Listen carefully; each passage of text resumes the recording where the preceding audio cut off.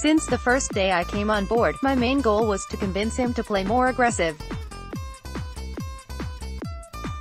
What does it mean to play more aggressive?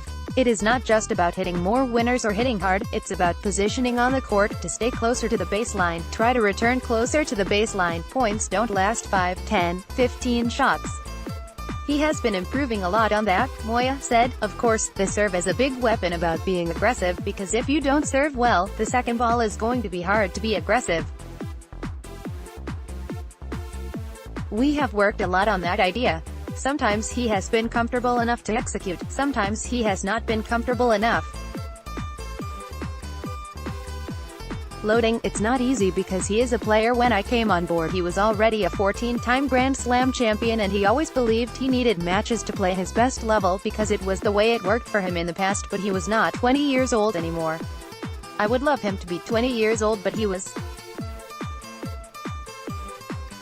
30 years old with a history of a lot of injuries, so to me that was the only way to have a longer career, to be more aggressive, spend less time on the court, play less tournaments, and that is something we have been working on, Moya said. Technical changes to Nadal's serve had helped, including holding the racket lower when he starts his initial motion and not bending his back knee as much and losing energy. The ball tosses more forward a little bit, so when he lands, his feet are maybe 20-25 centimeters in front of the baseline instead of landing on the baseline. This will be the first meeting between Nadal and Djokovic in Melbourne since their epic 6-hour final in 2012, which Djokovic won. They share 31 Grand Slam titles, with each hot on the trail of Roger Federer's 20. Nadal has breezed into the final, having not dropped a set in his 6 matches and only once forced to a tiebreaker, that being against Tomas Berdych in the 4th round. The longest he has been on court was a tick under 3 hours in the opening round against Australian James Duckworth, prompting Australian great Pat Cash to question his fitness.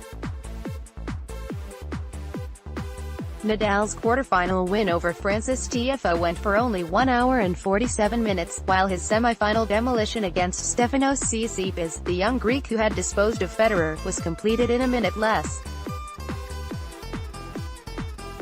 While Djokovic's quarterfinal took only 52 minutes due to Kei Nishikori's retirement and his semi-final thumping of Lucas Pouille appeared easier than a training run, he was left exhausted after more than 3 hours on court against Daniil Medvedev in the 4th round.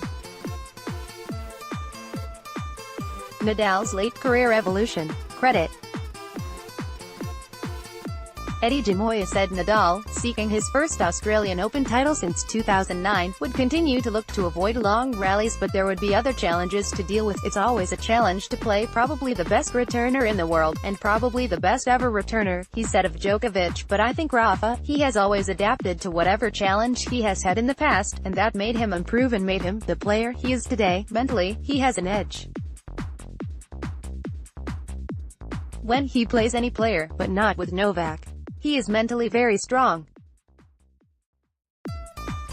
I think this match, it comes down to 3 or 4 points. It happened at Wimbledon, in that semi-final last year. It was Djokovic who prevailed, claiming the 5th set 10-8 in a contest that stretched over 2 days.